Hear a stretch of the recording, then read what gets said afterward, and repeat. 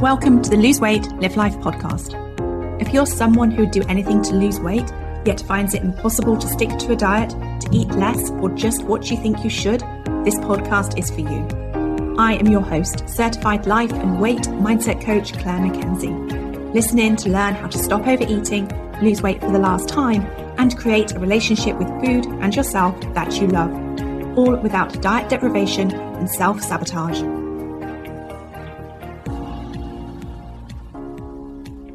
Hi everyone, and a very warm welcome to this podcast episode, Proactive Mental Wellness.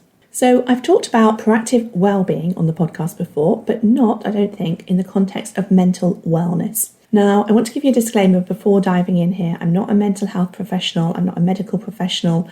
What I share here is through undertaking my own research, making my own observations, and sharing what I've experienced or believe. So this episode is purely for interest purposes, and I will list some services offering mental health support at the end of this episode and also in the show notes so that you can reach out to them should you wish to. So let's start with considering what mental health is. So one consideration is that mental health refers to a state of well-being in which an individual realises his or her own abilities, can cope with the normal stresses of life, can work productively and fruitfully, and is able to make a contribution to his or her community. It involves a balance among all aspects of life: physical, mental, emotional, and social. And so then, what falls into the category of being mentally unwell? Well, we might consider that being mentally unhealthy or mentally ill is a state where a person's psychological, emotional, or cognitive well-being is disrupted, which can adversely affect their thinking, mood, and overall functioning. Mental unwellness or mental ill health is often characterised by an array of experiences or behaviours that are typically inconsistent with a person's usual self and may impact their ability to function comfortably within social, work, or family settings. And of course, there are lots of different types of mental illness. So mental illness includes mental health disorders such as anxiety, mood disorders like depression, psychotic disorders like schizophrenia, eating disorders, and more. And mental health conditions also might look like those associated with chronic stress to those associated with traumatic experiences. I find it useful to remind myself that just like with physical health, there is often not a specific switch where someone moves from being mentally healthy to mentally unhealthy. And at the same time, there are of course also mental illnesses that can appear seemingly out of nowhere or be triggered by an external event.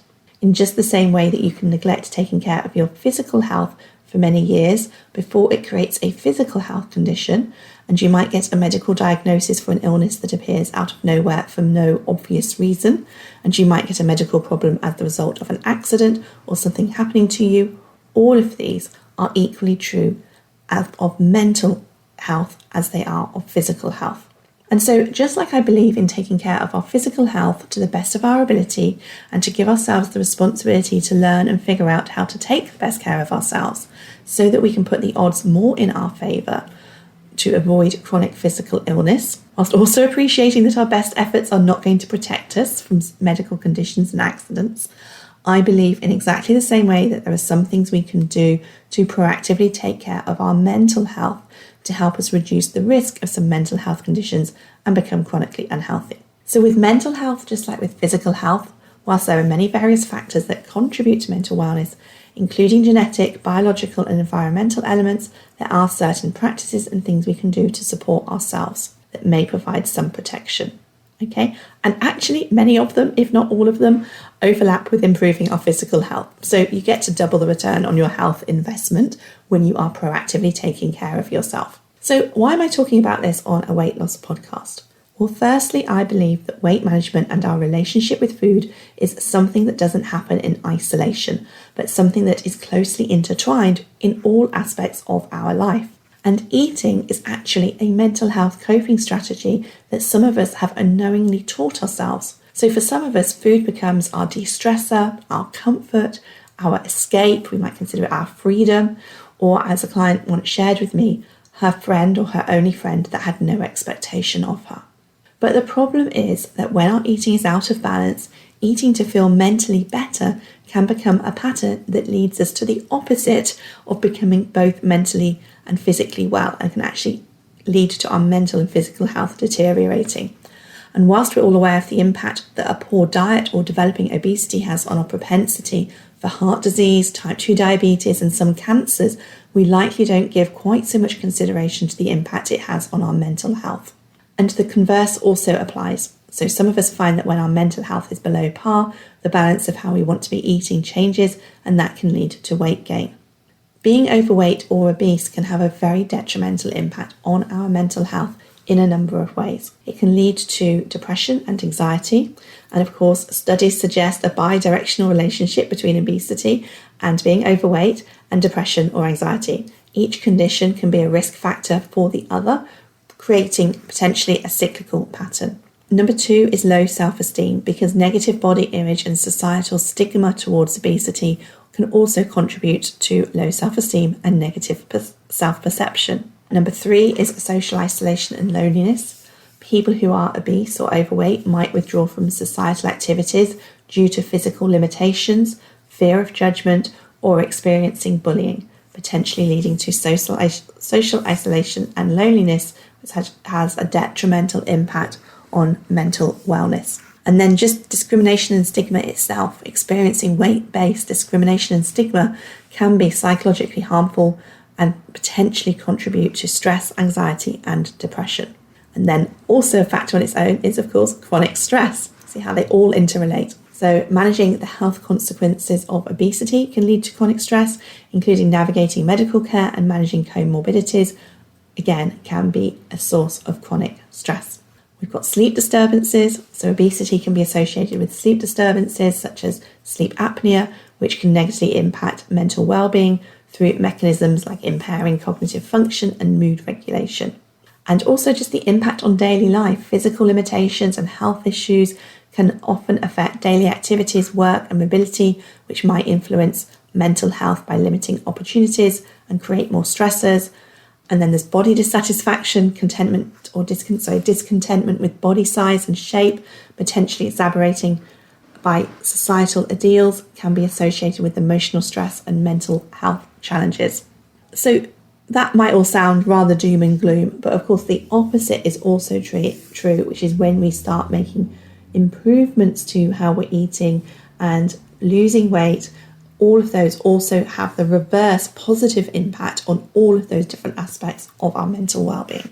The relationship between obesity and mental health is complex and multifaceted, but the intersectionality between obesity and mental health underscores the importance of a proactive well-being approach. Okay, so what am I suggesting we do? Well, just like with physical health, very small changes made and done consistently can have a significant impact. And what I realised as I pulled my notes together for this podcast episode is that, of course, they are an exact replica of everything that we help members of the Lose Weight, Live Life Academy incorporate into their life to help them lose weight, create a better relationship with food, and manage their weight for life and optimise their health. Some of these are very standard and will be very familiar to you already, and others, much of what we teach you in the Lose Weight, Live Life Academy, may be less familiar to you, but equally as helpful and important. So the more standard ones, okay, and no surprises here, but it's important we talk about them. Number 1, having a balanced diet. So how many times have we heard that? It's such a familiar statement. We don't really pay attention to it. But I want to dive into a couple of areas of recent research that show us when it comes to diet, it has a massively important impact on our mental health. And the first is sugar. So Jessie Inchapother, who is a biochemist and author who wrote the book The Glucose Goddess, documents the impact that blood sugar spikes from eating food rich in added sugars and refined carbohydrates had on her mental health. And she references how sugar spikes led to increased incidences of anxiety and depression, and she could connect her anxiety and depression directly to her diet and how she was eating, specifically what she was consuming with regards to foods with added sugar and refined carbohydrates. And this is in line with 2017 research from the University of Michigan School of Public Health, which also found positive associations between high sugar consumption and common mental health disorders. concluding that sugar intake from sweet foods and beverages has an adverse effect on long-term psychological health.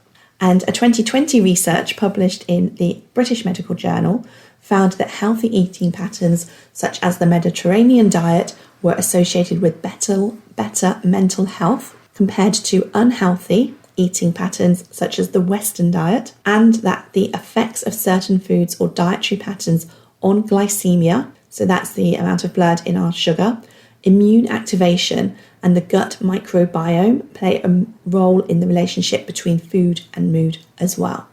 Okay, so that's a few things about the foods that we eat. So something else that we often hear lots about is the benefit of regular movement and exercise. And the UK Mental Health Organisation talks on their website about studies that show that there is a 20 to 30% lower risk of depression and dementia for adults who participate in daily physical activity. So there's another reason to get out there and get your daily walk in. Something else that's really important also for weight loss, but also equally important for mental health, is adequate sleep. So the Sleep Foundation shares that sleep, especially rapid eye movements, that's REM sleep, facilitates the brain's processing of emotional information. So during sleep, the brain works to evaluate and remember thoughts and memories, and it appears that a lack of sleep is especially harmful to the consolidation of positive emotional content. This can influence mood and emotional reactivity and is tied to mental health disorders and their severity, including the risk of suicidal ideas or behaviours. And one more is active stress management. So Mental Health UK talks on their website about how too much or prolonged stress can lead to physical problems, which include lower immunity levels, digestive and intestinal difficulties, such as irritable bowel syndrome, or mental health problems, such as depression.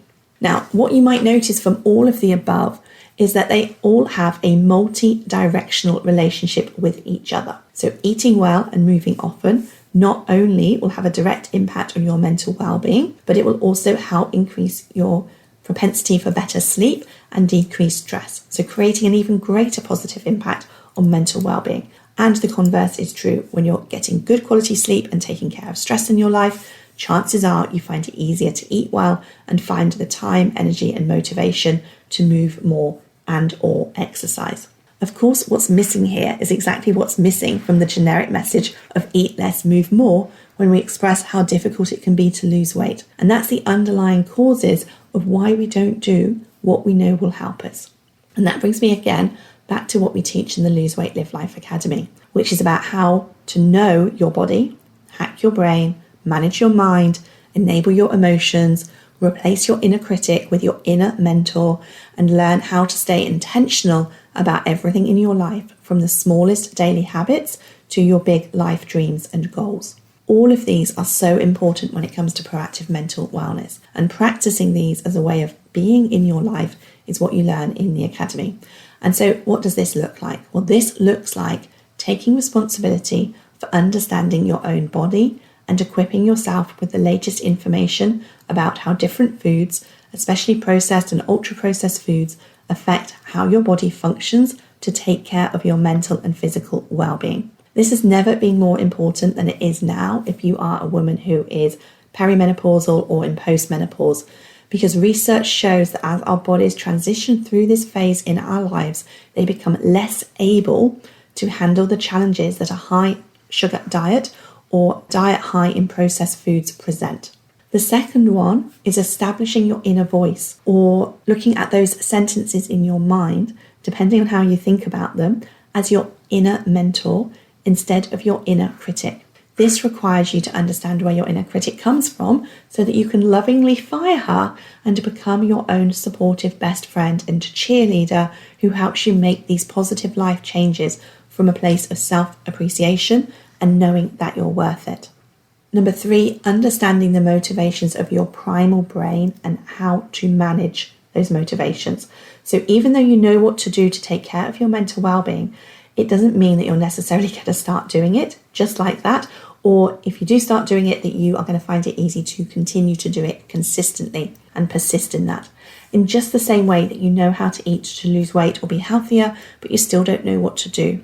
Or you know what to do, but you still don't do what you know what to do. But when you understand why and know it has nothing to do with willpower or you not being strong or capable enough, and instead it's because your primal brain is running the show, which is normal and what will happen on default for all of us unless we equip ourselves to make more decisions that impact our well-being with our higher functioning adult brain so that we can navigate the challenges of our modern world.